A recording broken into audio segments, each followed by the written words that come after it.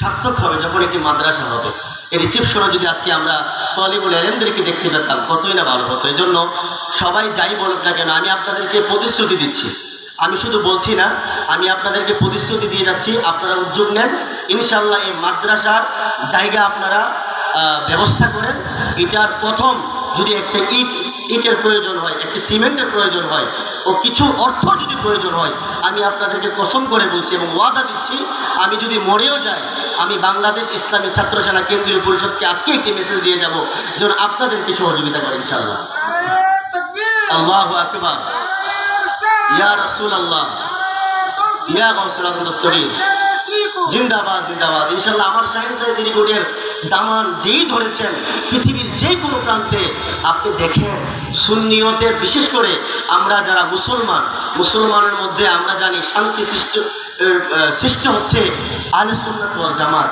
কথা আমাদের শাহিন সাহেব রিপোর্টিং যেখানে পয়গাম পৌঁছেছে সেখানে দেখবেন মানুষ বড় ভদ্র, তাদের কাছে সব কিছু জান মাল ইমান সব কিছু নিরাপদ।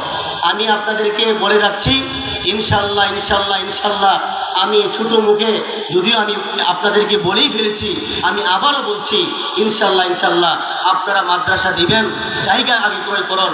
যদি এই জায়গা ক্রয় করার প্রেক্ষিতেও যদি আপনারা কোনো রকমের কোনো সমস্যার সম্মুখীন হচ্ছেন, ইনশাল্লাহ আমি আপনাদেরকে, আমার উস্তাদ বসে আছেন, আমি আপনাদেরকে প্রতিশ্রুতি দিচ্ছি, আমি একটি প্রতিজ্ঞা নিয়ে এখানে দাঁড়িয়েছি। সেটি হচ্ছে এই ঢাকার মধ্যে আমি সকলের সম্মুখে বলেছিলাম, আমি প্রায় 64 জেলা আছে আমাদের বাংলাদেশে, এই 64 জেলায় আমি ইনশাল্লাহ গমন করব। যারা ইতিপূর্বে পারে না ইনশাল্লাহ আমি এটা করে দেখাবো ইনশাল্লাহ। তবে আপনাদের দোয়া আমার প্রয়োজন। এবং পাশাপাশি যেহেতু আমি কেন এই কথাগুলো বলছি, একটি অবশ্যই কারণ আছে, কারণ আমার হুজুর কেবলায়ে আলম আহমদ শাহ সিরিকুটি রহমতুল্লাহ আলাই তার আহ্বানে এখানে এসেছিলেন, এজহার রহমতুল্লাহ আহ্বানে এখানে এসেছিলেন। এখানে এসে তিনি যখন ইন্নাল্লাহু ওয়া মালাইকাতুহু ইউসাল্লুনা আলান নবী ইয়া আইয়ুহাল্লাযীনা আমানু সাল্লু আলাইহি ওয়া সাল্লিমু তাসলিমা পড়েছেন, তখন তিনি দেখছেন কেউ দুরূদ শরীফ পড়ছে না।